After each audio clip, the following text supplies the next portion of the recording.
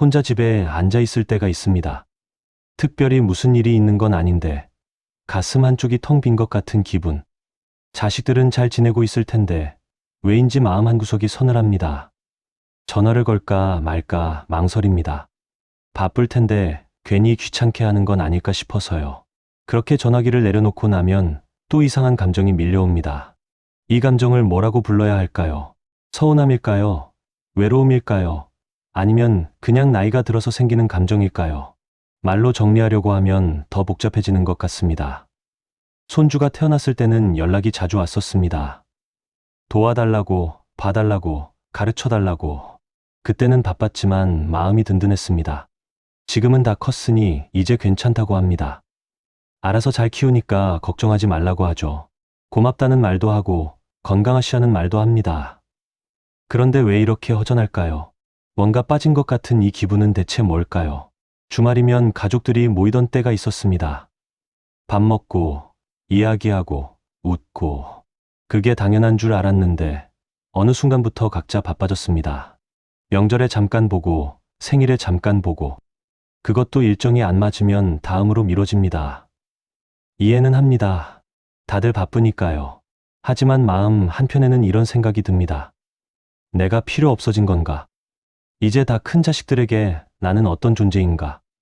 평생 키우고, 가르치고, 지켜봤는데 그 시간들이 어디로 간 걸까요? 자식들 마음속에는 그 기억이 얼마나 남아있을까요? 이런 생각을 하는 내가 이기적인 걸까요? 자식들은 자식들 인생을 살아야 하는 건데 왜 나는 이렇게 마음이 무거울까요? 어떤 분은 이렇게 말했습니다. 자식은 키우는 게 아니라 빌려온 거라고. 언젠가는 돌려보내야 한다고. 머리로는 이해가 됩니다. 하지만 가슴은 쉽게 따라오지 않습니다. 그렇다고 자식들에게 이 감정을 이야기할 수도 없습니다. 괜히 부담 주고 싶지 않으니까요. 그래서 그냥 혼자 사깁니다. 창밖을 보면서, 차 한 잔 마시면서, 텔레비전을 보면서 이 감정이 뭔지 스스로에게 묻습니다. 왜 나는 이렇게 외로울까? 왜 나는 이렇게 서운할까? 어쩌면 이 감정의 정체를 아는 것만으로도 마음이 조금은 가벼워질지 모릅니다. 그 실마리를 오늘 함께 찾아보려 합니다. 우리가 자식에게 느끼는 서운함, 이 감정의 뿌리는 생각보다 깊은 곳에 있습니다. 심리학자 칼 융은 이런 말을 했습니다. 우리가 느끼는 감정의 절반은 실제 상황에서 오는 것이 아니라 우리가 기대했던 것과 현실의 차이에서 온다고. 자식을 키울 때 우리는 많은 것을 기대합니다. 물론 입 밖으로 내지는 않지만요. 언젠가는 내가 늙었을 때 곁에 있어 줄 거라는 기대, 내가 외로울 때 찾아와 줄 거라는 기대, 내가 힘들 때 의지할 수 있을 거라는 기대. 이 기대는 나쁜 게 아닙니다. 인간이라면 당연히 가질 수 있는 마음이니까요. 하지만 현실은 다릅니다. 자식들은 자신의 삶을 살아갑니다. 직장이 있고, 가정이 있고, 해야 할 일들이 있습니다. 그 바쁜 일상 속에서 부모를 챙기는 건 쉽지 않습니다. 안 그러고 싶어도 물리적으로 불가능할 때가 많죠. 이 간극이 서운함을 만듭니다. 이 정도는 해줄 줄 알았는데 라는 기대와 이것밖에 안 되는구나라는 현실 사이의 틈. 한 할머니가 있었습니다. 평생 세 자녀를 키우며 자신의 인생은 뒤로 미뤘던 분이죠. 아이들이 다 장성하고 나서 이제는 자신의 시간을 가져도 될 거라 생각했습니다. 그런데 막상 혼자가 되니 뭘 해야 할지 모르겠더랍니다. 자식들한테 연락하고 싶은데 괜히 부담 줄까봐 참습니다. 만나고 싶다는 말도 쉽게 꺼내지 못하죠. 그분이 말했습니다. 내가 바라는 게 뭔지 나도 잘 모르겠어요. 그냥 가끔 생각나면 연락 한번 해주면 좋겠는데 그게 그렇게 어려운 일인가 싶기도 하고. 이 말 속에는 여러 감정이 섞여 있습니다. 서운함, 외로움, 그리고 미안함까지. 심리학자 에리 프롬은 사랑에 대해 이렇게 정의했습니다. 진정한 사랑은 소유가 아니라 존재 그 자체를 인정하는 것이라고. 부모의 사랑은 대부분 헌신적입니다. 아이가 아플 때, 힘들 때, 필요할 때 언제든 달려갑니다. 그게 부모의 본능이니까요. 하지만 이 사랑 속에는 미묘한 기대가 숨어 있기도 합니다. 내가 이만큼 했으니 언젠가는 나도 돌봄을 받을 수 있을 거라는. 이건 거래가 아닙니다. 그저 인간적인 바람일 뿐입니다. 문제는 자식들이 그 바람을 모를 때입니다. 아니, 알아도 실천하기 어려울 때가 많죠. 한 아버지가 있었습니다. 아들이 대학에 갈 때까지 온갖 고생을 다 했습니다. 아들은 좋은 직장에 취직했고 결혼도 했습니다. 그런데 명절에도 바쁘다고 얼굴 보기가 어렵습니다. 전화는 가끔 하지만 통화는 5분을 넘기지 않습니다. 아버지 건강하시죠? 저 바빠서 이만 끊을게요. 아버지는 섭섭하지만 표현하지 못합니다. 자식이 잘 되길 바라며 키웠는데 잘 됐으니 이제 필요 없는 존재가 된 것 같습니다. 심리학자 칼 로저스는 무조건적 긍정이라는 개념을 말했습니다. 상대를 있는 그대로 받아들이는 것. 조건 없이, 기대 없이.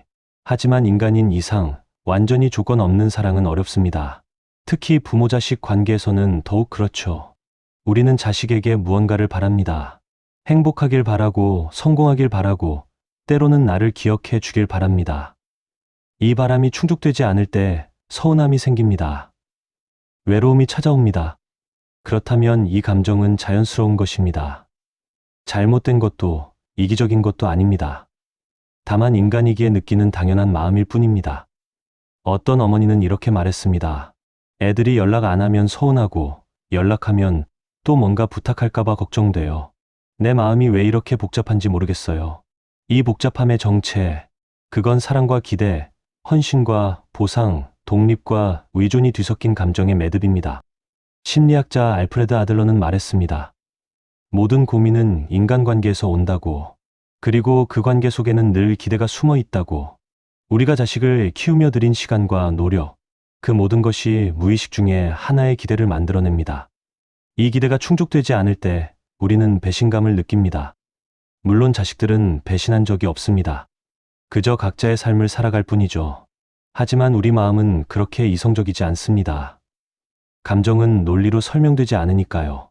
그래서 이 서운함은 단순히 자식이 안 찾아와서 생기는 게 아닙니다. 내가 기대했던 것과 실제 현실 사이의 거리에서 오는 것입니다. 이 구조를 이해하는 것만으로도 감정은 조금 달라집니다. 내가 이상한 게 아니구나. 내가 욕심이 많은 게 아니구나. 그저 사람이라면 누구나 느낄 수 있는 자연스러운 감정이구나. 이렇게 받아들일 수 있게 되죠. 불교에는 인연이라는 개념이 있습니다. 모든 만남은 우연이 아니라 전생에서 맺어진 연으로 이어진다는 것이죠. 부모와 자식의 관계도 마찬가지입니다. 전생에 맺은 빚을 갚기 위해 혹은 은혜를 갚기 위해 만난 인연. 이 시각으로 보면 자식과의 관계가 조금 다르게 보입니다. 영원한 소유가 아니라 잠시 함께 걷는 동행. 불경에는 이런 이야기가 나옵니다. 어떤 이는 빚을 갚으러 온 자식이고 어떤 이는 은혜를 갚으러 온 자식이라고, 또 어떤 이는 그저 스쳐가는 인연일 뿐이라고. 이 말이 처음엔 냉정하게 들릴 수 있습니다. 하지만 깊이 생각해보면 오히려 마음이 편해집니다. 자식이 나를 챙기지 않는다고 해서 그게 사랑이 없어서가 아닐 수 있습니다. 단지 그 인연의 깊이가 그 정도였을 뿐이죠. 한 스님은 이렇게 말했습니다. 자식이 효도하지 않는다고 서운해하지 마십시오. 전생에 당신이 그 아이에게 갚아야 할 빚이 있었을 수 있습니다. 이 말을 들은 한 어머니가 눈물을 흘렸다고 합니다. 평생 서운했던 마음이 그 한마디로 조금 풀렸다고 하더군요. 노자는 도덕경에서 이렇게 말합니다. 만물은 때가 되면 스스로 떠난다. 자식도 마찬가지입니다. 어릴 때는 부모에게 의지하지만 성장하면 떠나갑니다. 그게 자연의 이치입니다. 우리가 서운함을 느끼는 이유는 이 자연스러운 흐름을 받아들이지 못해서입니다.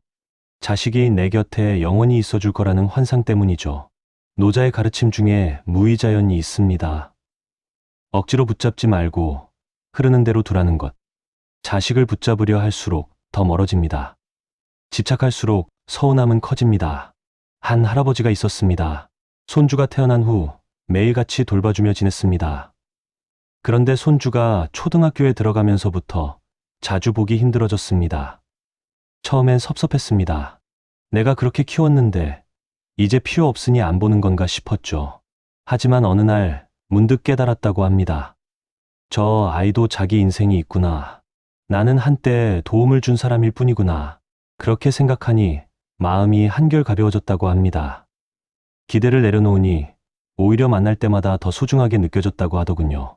장자는 이렇게 말합니다. 물은 그릇에 따라 형태가 바뀐다.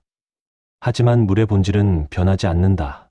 부모의 사랑도 마찬가지입니다. 자식이 어릴 때는 보살핌의 형태로 자랄 때는 지지의 형태로, 독립 후에는 기다림의 형태로. 형태는 바뀌지만 사랑의 본질은 변하지 않습니다. 다만 우리가 그 형태의 변화를 받아들이지 못할 뿐이죠. 또 장자는 소유율을 말합니다. 집착에서 벗어나 자유롭게 논의는 경지. 자식에게 집착하지 않는다고 해서 사랑이 없어지는 건 아닙니다. 오히려 더 깊은 사랑이 될 수 있습니다. 기대하지 않으니 실망도 없고 요구하지 않으니 서운함도 줄어듭니다. 그저 있는 그대로 자식의 삶을 바라볼 수 있게 되죠. 불교의 공 사상도 비슷합니다. 모든 것은 고정되어 있지 않고 끊임없이 변한다는 것. 자식과의 관계도 영원히 같을 수 없습니다. 어릴 때는 부모가 중심이었지만 자라면서 그 중심이 바뀝니다. 배우자가 생기고 자녀가 생기고 그들만의 세계가 만들어지죠. 이 변화를 인정하지 못하면 계속 과거에 머물게 됩니다. 예전에는 나를 이렇게 찾았는데 하며 그리워하죠. 하지만 모든 것은 변합니다. 변하지 않는 것에 집착하는 순간 고통이 시작됩니다. 한 어머니는 딸이 결혼한 후 연락이 뜸해지자 몹시 서운해했습니다. 결혼 전에는 매일 전화했는데 하며 섭섭해했죠. 그런데 어느 스님이 이렇게 말했다고 합니다. 딸이 행복하니까 당신한테 전화할 일이 줄어든 겁니다. 그게 좋은 거 아닙니까? 그 말에 어머니는 생각이 바뀌었다고 합니다. 연락이 없는 게 오히려 딸이 잘 지내고 있다는 증거구나 하고요. 쇼펜하우어는 이렇게 말했습니다. 우리가 불행한 이유는 가지지 못한 것에 집중하기 때문이다. 자식에게 받지 못한 관심, 채워지지 않은 외로움에만 집중하면 계속 불행합니다. 하지만 이미 가진 것에 눈을 돌리면 감사할 게 보입니다. 건강하게 자란 자식, 각자의 삶을 잘 꾸려가는 모습, 가끔이라도 안부를 묻는 마음.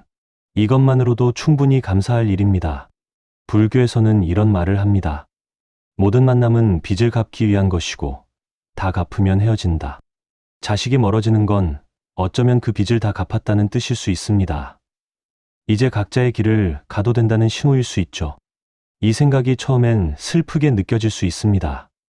하지만 받아들이고 나면 오히려 자유로워집니다. 붙잡을 필요가 없습니다. 기대할 필요도 없습니다. 그저 흐르는 대로, 인연이 이끄는 대로 두면 됩니다. 그렇다면 우리는 어떻게 해야 할까요? 서운함을 느끼지 말아야 할까요? 외로움을 억눌러야 할까요? 그럴 필요는 없습니다. 감정은 느껴도 괜찮습니다. 다만 그 감정에 휘둘리지 않는 법을 배우면 됩니다. 첫 번째는 거리두기입니다. 자식과의 물리적 거리가 아니라 감정적 거리를 말합니다. 자식의 삶과 내 삶을 분리하는 것. 자식이 나를 찾지 않는다고 해서 내 가치가 떨어지는 건 아니라는 걸 인정하는 것. 한 할머니는 이렇게 말했습니다. 예전엔 애들 생각만 하며 살았어요. 그런데 요즘은 나를 위한 시간을 가져요. 산책도 하고 친구도 만나고 자식에게서 눈을 돌리니 보이는 게 많아졌다고 합니다. 그동안 놓쳤던 나 자신, 내 취미, 내 관계들. 거리를 두는 건 포기가 아닙니다. 오히려 더 건강한 관계를 만드는 방법입니다. 두 번째는 기대 조정입니다. 자식이 이 정도는 해줄 거라는 기대를 낮추는 것. 물론 쉽지 않습니다. 평생 키웠는데 기대하지 말라는 게 말이 되냐고 생각할 수 있죠. 하지만 기대가 낮을수록 실망도 줄어듭니다. 작은 것에도 감사하게 됩니다. 한 아버지는 명절에 아들이 안 올 거라고 생각했습니다. 그런데 갑자기 아들이 찾아왔습니다. 기대하지 않았기에 그 기쁨이 배가 되었다고 합니다. 반대로 기대가 크면 와도 당연하게 느껴지고 안 오면 서운합니다. 기대를 낮추는 건 자신을 보호하는 방법입니다. 세 번째는 표현하기입니다. 하지만 요구가 아니라 감정을 솔직하게 나누는 것입니다. 왜 안 와? 대신 요즘 내가 보고 싶더라. 전화도 안 하냐? 대신 내 목소리 들으니 좋다. 이렇게 표현하면 자식도 부담이 덜합니다. 죄책감이 아니라 따뜻함을 느낄 수 있죠. 한 어머니는 딸에게 솔직하게 말했습니다. 가끔 외롭긴 해. 근데 내가 잘 지내니까 그걸로 만족해. 딸이 그 후로 더 자주 연락했다고 합니다. 부담이 아니라 엄마의 진심을 느꼈기 때문이죠. 네 번째는 채우기입니다. 자식이 채워주지 못하는 빈자리를 다른 것으로 채우는 것. 친구, 취미, 봉사, 종교 활동. 나를 채울 수 있는 건 자식만이 아닙니다. 한 할아버지는 자식들이 바쁘다는 걸 알고 노인정에 나가기 시작했습니다. 거기서 친구들을 만나고 바둑도 두고 이야기도 나눕니다. 외로움이 많이 줄었다고 합니다. 자식에게만 의지하려고 하면 그 부담이 관계를 무겁게 만듭니다. 하지만 여러 곳에서 채워지면 자식과의 관계도 가벼워집니다. 5번째는 시간 주기입니다. 서운함도 외로움도 시간이 흐르면 무뎌집니다. 처음엔 힘들어도 익숙해지면 견딜만해집니다. 노년의 외로움은 어쩌면 배워야 하는 과제일 수 있습니다. 한 어머니는 처음 혼자가 되었을 때 몹시 힘들었다고 합니다. 하지만 1년, 2년 지나니 괜찮아졌다고 하더군요. 혼자만의 시간이 주는 평화를 발견했다고 합니다. 시간은 모든 감정을 무디게 만듭니다. 지금 느끼는 이 아픔도 언젠가는 흐릿해질 겁니다. 6번째는 받아들이기입니다. 자식은 내 소유가 아니라는 사실을, 내 인생과 자식의 인생은 다르다는 사실을, 평생 함께 살 수는 없습니다. 언젠가는 각자의 길을 가야 합니다. 이 진실을 받아들이는 순간 집착이 줄어듭니다. 서운함도 조금씩 옅어지죠. 한 스님은 이렇게 말했습니다. 자식을 놓아주는 게 진짜 사랑입니다. 붙잡는 건 집착일 뿐이죠. 마지막은 나 자신 돌보기입니다. 자식을 위해 살았다면 이제는 나를 위해 살아도 됩니다. 죄책감 가질 필요 없습니다. 내 인생도 소중하니까요. 좋아하는 음식 먹고, 가고 싶은 곳 가고, 하고 싶은 일 하면서 나를 채우는 시간을 가지는 것. 그렇게 나를 먼저 돌보면 자식에게 바라는 것도 줄어듭니다. 이미 내가 충분하니까요. 이 모든 선택은 결국 하나로 모입니다. 나를 지키는 것. 자식도 소중하지만 나도 소중합니다. 자식의 행복도 중요하지만 내 마음의 평화도 중요합니다. 서운함이 사라지지는 않을 겁니다. 가끔은 여전히 외로울 겁니다. 그건 자연스러운 일입니다. 사람이니까요. 하지만 그 감정의 의미를 이해하고 나면 조금 다르게 느껴질 겁니다. 이건 내가 잘못해서가 아니라 인간이라면 누구나 느끼는 감정이구나. 자식과의 관계는 인연입니다. 전생에서 맺어진, 이생에서 풀어가는 연. 그 인연이 어떤 형태든 그 자체로 의미가 있습니다. 가까이 있든 멀리 있든 자주 보든 가끔 보든 중요한 건 그 관계에 집착하지 않는 것. 기대하지 않고 요구하지 않고 그저 있는 그대로 받아들이는 것. 어느 스님이 한 말이 생각납니다. 자식은 바람과 같습니다. 붙잡으려 하면 손가락 사이로 빠져나가죠. 하지만 손을 펴고 가만히 있으면 스스로 돌아옵니다. 자식을 놓아주세요. 그렇다고 사랑을 놓는 건 아닙니다. 집착을 놓는 것뿐입니다. 그리고 그 빈자리에 나를 채워보세요. 내 시간, 내 취미, 내 관계들로. 자식이 전부인 삶에서 자식도 포함된 삶으로. 이 전환이 일어나는 순간 마음이 가벼워질 겁니다. 서운함도 인연입니다.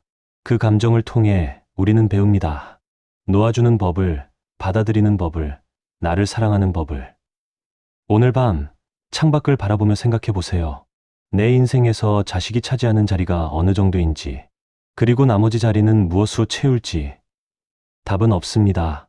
다만 질문을 던지는 것만으로도 마음은 조금씩 변화합니다. 서운하고 외로운 마음, 그것도 결국 인연의 한 부분입니다. 그 인연을 어떻게 풀어갈지는 당신의 선택입니다. 끝까지 함께 해주셔서 감사합니다. 당신의 마음과 가족의 평화에 작은 도움이 되었기를 바랍니다.